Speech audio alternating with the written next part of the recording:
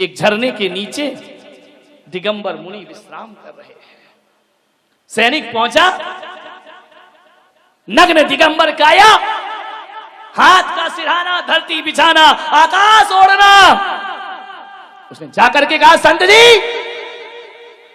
सम्राट बुलाते हैं तुम्हें। संत ने कहा, कौन सम्राट?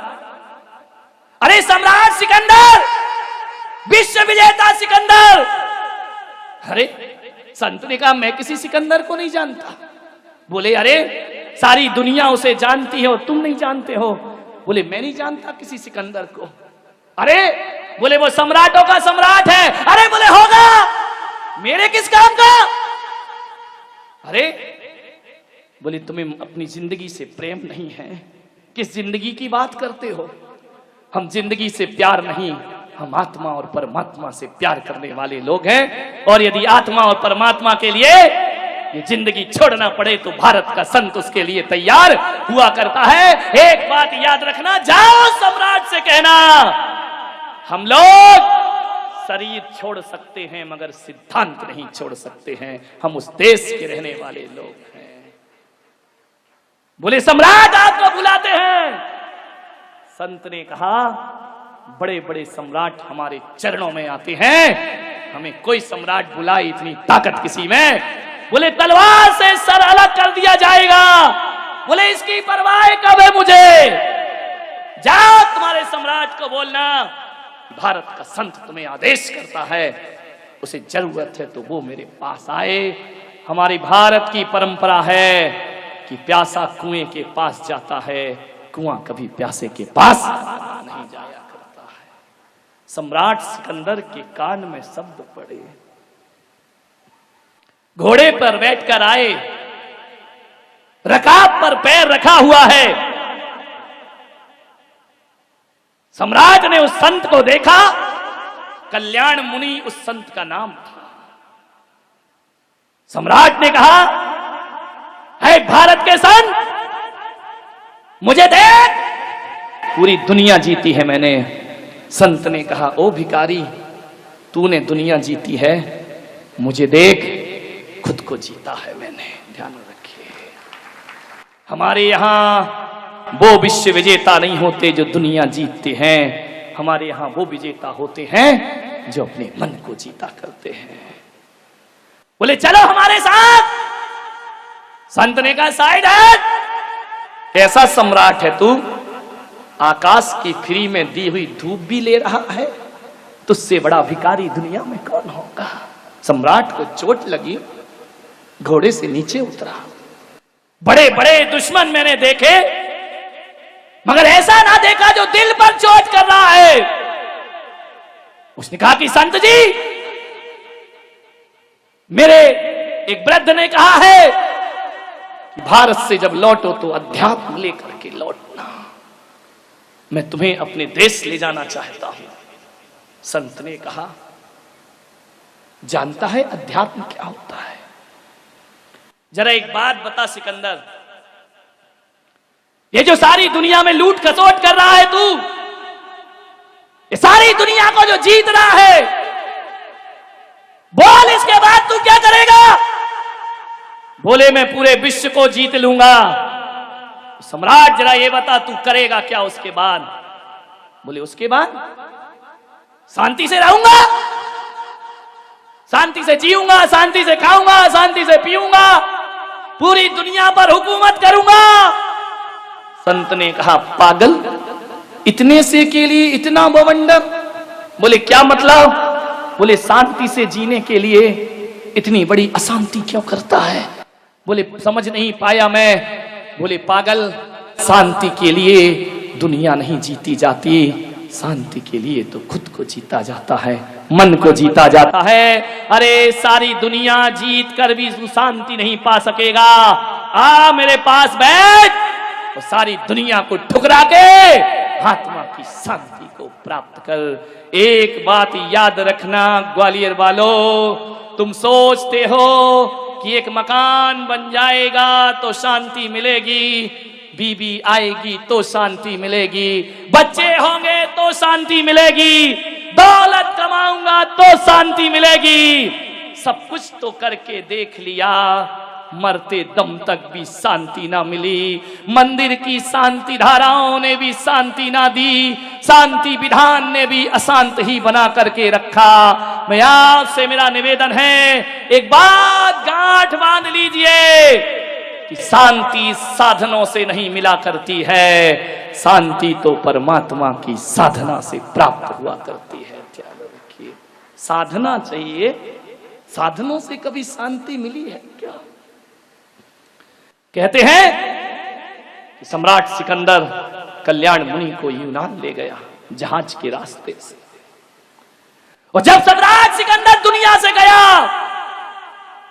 डॉक्टर आए, हकीम आए, वैद्य आए, सब घेर कर बैठे हैं। सम्राट सिकंदर से कल्याण मुनि ने कहा कि सिकंदर, अब तुम्हारे जीवन का समय खत्म हो चुका है। संत जी, एक दिन का जीवन दे दो। कल्याण मुनि ने कहा, हम कुछ नहीं कर सकते, इन हकीमों से कहो, हकीम जी एक दिन का जीवन दे दो मुझे, भीख मांग रहा है विश्व विजेता अपनी जिंदगी की। क्या मिलता है दौलत से, साधनों से? जिंदगी को तरस रही है एक आत्मा, मुझे एक दिन का जीवन दो, मैं तुम्हें आधा राज्य दे दूंगा।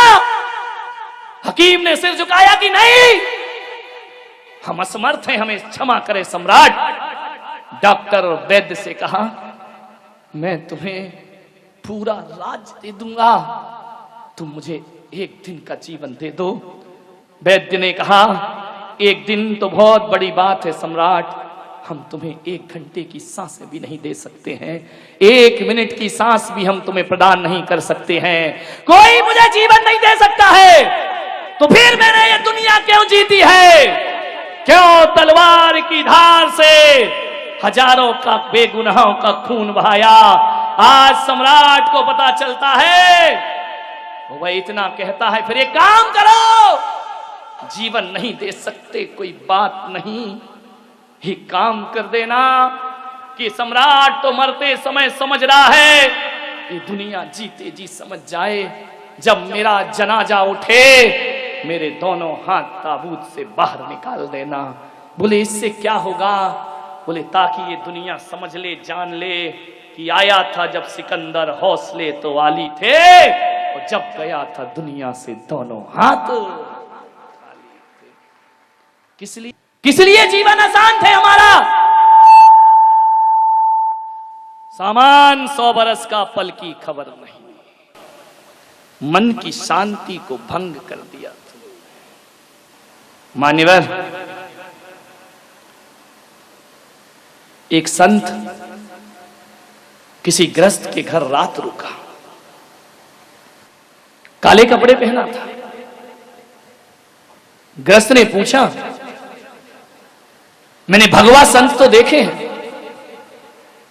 पीतांबर संत देखे हैं, श्वेत वस्त्र वाले संत देखे हैं, निर्वस्त्र संत देखे हैं, तू कैसा काले कपड़े पहन करके घूम रहा है? उसने कहा, ये मेरे शोक के कपड़े हैं। बोले किस बात का शोक है संत को? बोले मेरे क्रोध मान माया का अंत हो गया है, उसका मातम मनाते घूम रहा हूं मैं।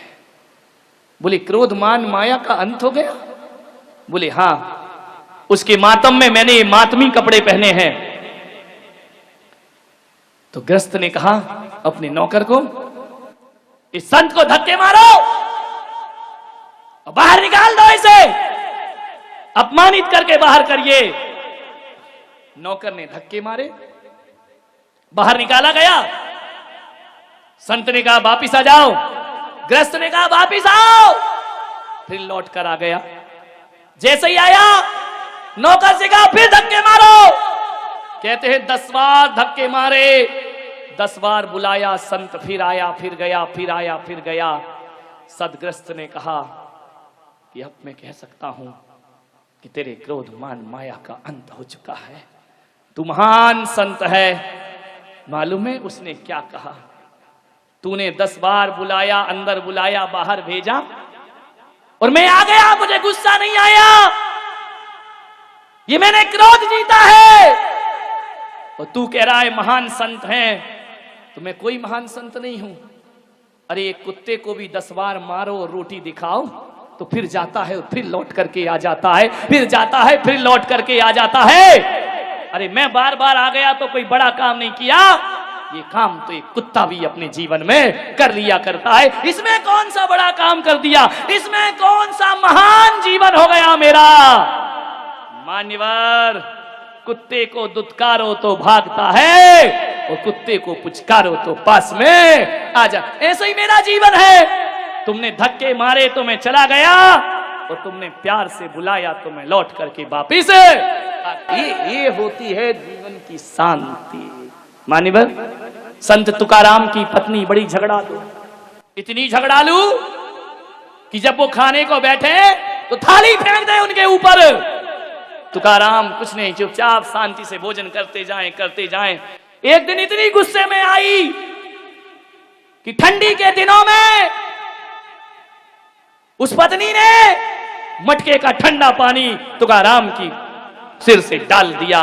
तुकाराम ने कहा, अभी तक तो मैं समझता था कि मेरी पत्नी ज्वालाबाई है, आज पता चला कि ये शांतिबाई भी बना करती है। ध्यान रखिए मान्यवर, बहुत कठिन काम है, प्रयास करें। एक व्यक्ति मेरे पास आया, बोले महाराज मैं सन्यास लेना चाहता हूं। तो मैंने कहा देर किस बात की है, अब तू सोच क्या रहा है, इतने अच्छे भाव बने हैं, चल साथ में। बोले महाराज जब तक प्रवचन सुनो लगता है सब छोड़ो। तो मैंने कहा बस उसी दिन छोड़ दे। बोले मन तो बहुत है कि मैं सन्यास ले लूं। तो मैंने कहा ले क्यों नहीं रहा है, मन को देखो कितना चंचल है। बोले महाराज आज जब मैं घर से आ रहा था, पत्नी ने 3 बार हाथ पकड़ा, तुम सन्यास मत ले लेना, मैं मना कर रही हूं तुमको, महाराज के पास खूब जाओ, लेकिन महाराज के साथ मत जाओ, ध्यान रखना। बोले महाराज मेरी इच्छा बहुत है, पत्नी राजी नहीं है, वो रोकती है। और एक दिन आपने अपने प्रवचन में कहा था कि किसी का दिल दुखाना पाप है, तो किसी से बड़ी तो मेरी पत्नी है। ये सोच करके मैं नहीं ले पा रहा हूं कि मैं उसका दिल कैसे दुखाऊं, क्योंकि आपने कहा दिल दुखाना हिंसा है, दिल दुखाना पाप है, मैं ऐसा पाप कैसे कमा सकता हूं, लेकिन मन बहुत है। वाह रे बेईमान आदमी। मैंने कहा सन्यास तो रख तू एक तरफ, सन्यास की बातें तो अपन बाद में करेंगे, जरा एक बात बता, तेरी पत्नी और कौन कौन सी बातों से राजी नहीं होती है, सन्यास से तो राजी नहीं है, चल मैं मानता हूं, और कौन सी बातें हैं जिनसे तेरी पत्नी खिलाफ है। बोले ऐसी तो कई बातें हैं। मैंने कहा फिर भी, बोले वो कहती है सिगरेट मत पियो, वो कहती है फिल्म देखने मत जाओ, वो कहती है दिन भर किताबें मत पढ़ो, वो कहती है यार दोस्तों के साथ ज्यादा देर रात तक वापस ना लौटो। तो मैंने कहा बोल तेरी सिगरेट छूट गई? बोले नहीं छूटती नहीं, बहुत कोशिश करता हूं। तो मैंने कहा पागल, तू उसका दिल दुखा रहा है, हिंसा का क्या होगा, बोल पाप लगेगा या नहीं लगेगा?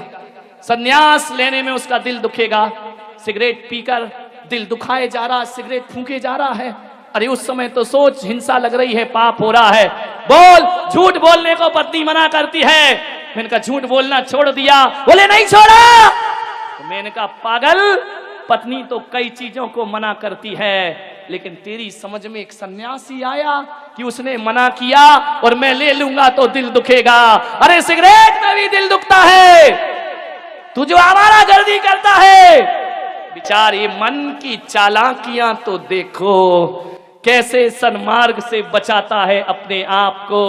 मैंने कहा केवल सन्यास का दुख नहीं देना चाहता तू, बाकी सारे दुख उसके हवाले तूने कर रखे हैं। अरे सोच तो, विचार तो कर, मन बड़ा चंचल है, सन्मार्ग से पीछे जाता है, सन्मार्ग से घसीटता है हमें। कितने तर्क निकाल लेता है मन, विचार करिए। महाराज मुझे आपसे बात कहना तो नहीं चाहिए, फिर भी कह रहा हूं, बुरा मत मानना, बात तेरे के मानूंगा तो मानूंगा, तू बोल दे जो बोल रहा है। मैं उसी समय समझ जाता हूं कि तू तो बुराई मानने वाली बात बोल रहा होगा, तब तो कह रहा बुरा मत मान। ये बड़े चापलूस लोग होते हैं, ध्यान रखिए।